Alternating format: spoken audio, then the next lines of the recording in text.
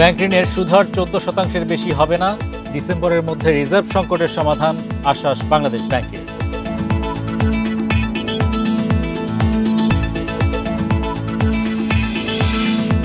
মূল্যস্ফীতির চাপ কমাতে এডিপিতে হ্রাস টেনেছে সরকার।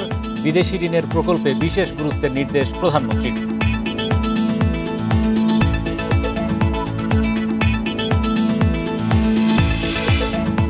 দেশে এবার কোরবানির পশুর মজুদ 1,30,00,000-এর বেশি।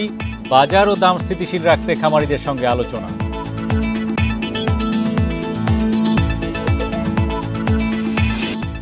আমন্ত্রণ অর্থনীতি সারাদিনে আপনাদের সাথে আছি হরি সাহা। শুনছিলেন শিরোনাম, এবার জানাবো বিস্তারিত। ব্যাংক ঋণের সুদের হার 14%-এর বেশি হবে না বলে জানিয়েছেন বাংলাদেশ ব্যাংকের গভর্নর। এছাড়া ডিসেম্বরের মধ্যে দেশের রিজার্ভ সমস্যার সমাধান হবে বলে আশ্বাস দেন তিনি। বৃহস্পতিবার ব্যবসায়ীদের শীর্ষ সংগঠন এফবিসিসিআইয়ের সঙ্গে বৈঠকে এসব কথা বলেন গভর্নর। এ সময় ব্যবসায়ীরা জানান, কেন্দ্রীয় ব্যাংকের বারবার নীতি পরিবর্তনের কারণে ক্ষতিগ্রস্ত হচ্ছেন তারা। সুদহার 14%-এর বেশি না রাখার দাবি করলে গভর্নর তাদের আশ্বস্ত করেন। 3 মাসের মধ্যে পরিস্থিতি স্থিতিশীল করার আশ্বাসও দেন বাংলাদেশ ব্যাংকের গভর্নর। সুদের হার বাড়ানোর ব্যাপারটা আমরা ওনাকে বলেছি, উনি বলেছে এটা মার্কেটের উপর আমরা ছেড়ে দিয়েছি। ডলার এক্সচেঞ্জ যেমন মার্কেটের উপর ছেড়ে দিয়েছি, সেটাও মার্কেটের উপর ছেড়ে দিয়েছি। উনি বলছে বিভিন্ন ব্যাংকের কস্টটা 6 to 7% to 8%, এর চাইতে বেশি না। সেজন্য উনি মনে করছেন যে 114 টাকার উপরে কোনো অবস্থাতে ব্যাংকের ইন্টারেস্ট যাওয়া উচিত না, সম্ভব না। বড় অঙ্কের ঋণ সীমা সমন্বয়ের সময় আর বাড়ানো হবে না।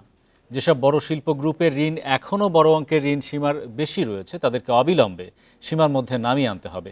একই সঙ্গে নতুন ঋণ বিতরণের ক্ষেত্রে ওই সীমা অনুসরণ করতে হবে। এ বিষয়ে নির্দেশনা দিয়েছে, প্রজ্ঞাপন জারি করেছে বাণিজ্যিক ব্যাংকগুলোর প্রধান নির্বাহীদের কাছে। তা পাঠিয়েছে বাংলাদেশ ব্যাংক। ব্যাংক খাতে ঋণ শৃঙ্খলা ফিরিয়ে আনা ও সুশাসন প্রতিষ্ঠার লক্ষ্যে এ পদক্ষেপ নেওয়া হয়েছে। যেসব কোম্পানি বা গ্রুপের ঋণ সীমা বেশি রয়েছে, তাদেরকে বড় অঙ্কের ঋণ দেয়া যাবে না। ব্যাংকগুলো এখন কোনো গ্রাহক বা গ্রুপকে মোট মূলধনের 25% পর্যন্ত ঋণ দিতে পারে।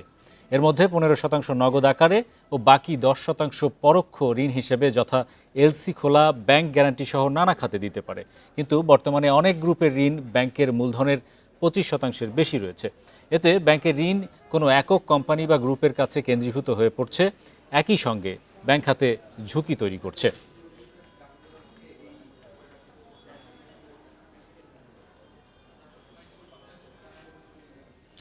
উচ্চ মূল্যস্ফীতির চাপ কমাতে আগামী অর্থ বছরের বার্ষিক উন্নয়ন কর্মসূচির বরাদ্দের হ্রাস টেনেছে সরকার। সরকারি তহবিলের বরাদ্দ কমলেও এডিপিতে প্রায় 20% বেড়েছে বিদেশি ঋণ নির্ভরতা। বৃহস্পতিবার শেরেবাংলা নগরে এনইসি সম্মেলন কক্ষে এডিপি অনুমোদনকালে প্রধানমন্ত্রী বিদেশি ঋণের প্রকল্পে বিশেষ গুরুত্ব দেওয়ার নির্দেশ দেন। চলতি অর্থ বছরের বার্ষিক উন্নয়ন কর্মসূচিতে বরাদ্দ করা হয় 2,63,000 কোটি টাকা। সংশোধিত বাজেটে যা কমে হয় 2,45,000 কোটি। কিন্তু এপ্রিল পর্যন্ত 10 মাসে বাস্তবায়ন হয়েছে 50 ভাগের নিচে। এমন বাস্তবতায় বৃহস্পতিবার 2024-25 অর্থ বছরের জন্য এডিপি অনুমোদন দেয় জাতীয় অর্থনৈতিক পরিষদ। প্রধানমন্ত্রীর নেতৃত্বে এনইসি সভায় এডিপিতে বরাদ্দ রাখা হয় 2,65,000 কোটি টাকা, যেখানে বিদেশি ঋণ থাকছে 1 লাখ কোটি টাকা। চলতি অর্থ বছরের সংশোধিত এডিপিতে যা ছিল 83,500 কোটি টাকা। এবারও সর্বোচ্চ পরিবহন ও যোগাযোগ খাতে 26.67% বরাদ্দ রাখা হয়েছে। এরপর রয়েছে যথাক্রমে বিদ্যুৎ ও জ্বালানি, শিক্ষা, গৃহায়ন, স্বাস্থ্য খাত। সভা শেষে সংবাদ সম্মেলনে জানানো হয়, মূল্যস্ফীতির বিবেচনায় সামাজিক নিরাপত্তায় বাজেটে এবার বরাদ্দ বাড়বে। মাস্টার প্ল্যান ভিত্তিক হবে এবং অংশগ্রহণমূলক হবে। সকলেই কিন্তু প্রাথমিকভাবে তো আমরা এই বিষয়ে কথা বলতে চাই, পরবর্তীতে প্রয়োজন উপজেলা চেয়ারম্যান সাহেবদের একত্রিত করে আমরা কথা বলতে চাই, যাতে তাদের যে লক্ষ্যবস্তু আছে, আশা আকাঙ্ক্ষা আছে, সেগুলো এর মধ্যে সমন্বয় করে আমরা সেগুলোকে বাস্তবায়িত করার প্রকল্প হিসেবে বাস্তবায়িত করার জন্য প্রস্তুত করতে পারি। বলা হয়, এনইসি সভায় প্রধানমন্ত্রী বিদেশে প্রশিক্ষণ নেওয়া কর্মকর্তাদের দক্ষতার সর্বোচ্চ ব্যবহারে গুরুত্ব দিয়েছেন। বৈদেশিক ঋণের আওতায় যেসব প্রকল্প বাস্তবায়িত হচ্ছে, সেগুলি উনি নিয়মিত পরিবীক্ষণের জন্য 3 মাস অন্তর অন্তর এই নিককে অবহিত করার একটি নির্দেশনা দিয়েছেন। সুতরাং আমরা মনে করি যে আমাদের আমাদের বৈদেশিক ঋণ ব্যবহারের ক্ষেত্রে আমাদের সক্ষমতা হচ্ছে এখন 70% আমরা ব্যবহার করতে পারি। আগামী অর্থবছর স্বায়ত্তশাসিত প্রতিষ্ঠানগুলো 13,289 কোটি টাকা নিজস্ব অর্থায়নে বাস্তবায়ন করবে 80টি প্রকল্প। এডিপিতে মোট প্রকল্প থাকছে 1,321টি।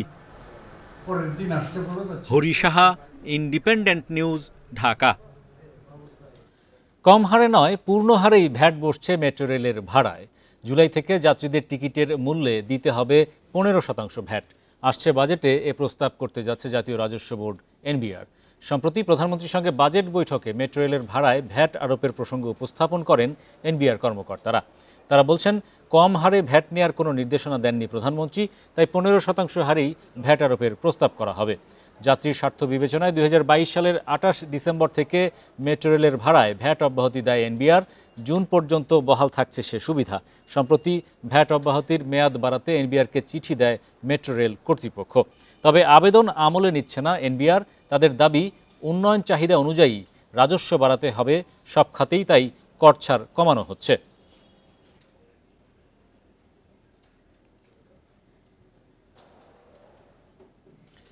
এবার ঈদের জন্য দেশে কোরবানিযোগ্য গবাদি পশুর মজুদ রয়েছে 1,29,80,367টি, যা গত বছরের চেয়ে 4,44,034টি বেশি। বৃহস্পতিবার রাজধানীর প্রাণী সম্পদ অধিদপ্তরে এক সংবাদ সম্মেলনে এ তথ্য জানান মৎস্য প্রাণী সম্পদ মন্ত্রী আব্দুর রহমান। এ সময় তিনি আরও বলেন, কোরবানি ঈদের পশুর কোনো সংকট হবে না। এবারের পশুর সম্ভাব্য চাহিদা 1,07,02,394টি। চাহিদার চেয়ে 22,77,973টি পশু বাড়তি রয়েছে। বাজারও স্থিতিশীল রাখতে খামারিদের সঙ্গে আলোচনা হয়েছে। দাম ক্রয় ক্ষমতার মধ্যে থাকবে বলে আশা রয়েছে। নিয়মিত হাটের পাশাপাশি অনলাইনেও কোরবানির হাট থেকে পশু কেনা যাবে। কোরবানির জন্য গরু আমদানির কোনো নীতিগত সিদ্ধান্ত সরকারের নেই। অবৈধভাবে কোনো গরু যেন দেশে প্রবেশ করতে না পারে, সেজন্য স্বরাষ্ট্র মন্ত্রণালয়কে অনুরোধ করা হবে বলেও জানান মন্ত্রী। 1,29,80,367টি গবাদি পশু এই কোরবানির জন্য প্রস্তুত করা হয়েছে আছে, এবং যা গতবারের চেয়ে 4,44,034টি এই গবাদি পশুর সংখ্যা বেশি। মালয়েশিয়ায় আবারও বাংলাদেশি কর্মী পাঠাতে শিগগিরই 2 সরকারের চুক্তির আশা করছেন প্রবাসী কল্যাণ ও বৈদেশিক কর্মসংস্থান প্রতিমন্ত্রী। তবে এবার নির্দিষ্ট এজেন্সি নয়, সবার জন্য বাজার উন্মুক্ত থাকবে বলে জানিয়েছেন তিনি। নতুন কর্মী পাঠানোর আগে মালয়েশিয়ায় ভোগান্তিতে পড়া কর্মীদের অগ্রাধিকার দেওয়ার পরামর্শ দিয়েছেন বিশেষজ্ঞরা। সৌদি আরবের পর বাংলাদেশের সবচেয়ে বড় শ্রমবাজার মালয়েশিয়া। বর্তমানে 12 লাখের বেশি কর্মী রয়েছেন দেশটিতে। প্রতারণা সহ নানা অভিযোগে 2018 থেকে বাংলাদেশি কর্মী নেওয়া বন্ধ করে মালয়েশিয়া। 2022 সালে আবারও শ্রমবাজার খোলার পর 4 লাখের বেশি বাংলাদেশি সেখানে গেছেন। বড় অঙ্কের অর্থ দিয়ে মালয়েশিয়া গেলেও অনেকে কাজ না পেয়ে কাটাচ্ছেন মানবেতর জীবন। এ নিয়ে জরুরি পদক্ষেপ নিতে মালয়েশিয়াকে আহ্বান জানিয়েছে জাতিসংঘ। এ অবস্থায় 31 মের পর বাংলাদেশ সহ 14টি দেশের কর্মী নেওয়া বন্ধ করছে মালয়েশিয়া। অবশ্য প্রবাসী কল্যাণ প্রতিমন্ত্রী বলছেন, নতুন চুক্তির চেষ্টা চলছে। নতুনভাবে আবার এগ্রিমেন্ট হবে, তাদের চাহিদা মোতাবেক তারা কয় লক্ষ নিবে, কয় লক্ষ লোকের চাহিদা আছে, প্রয়োজনে আমরা নিজেরাও যাব সে দেশের গভর্নমেন্টের সাথে, গভর্নমেন্ট টু গভর্নমেন্ট, সরকার টু সরকার আলাপ হবে।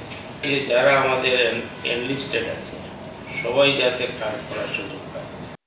31 মের আগেই এ বিষয়ে আলোচনা শুরুর তাগিদ বিশেষজ্ঞদের।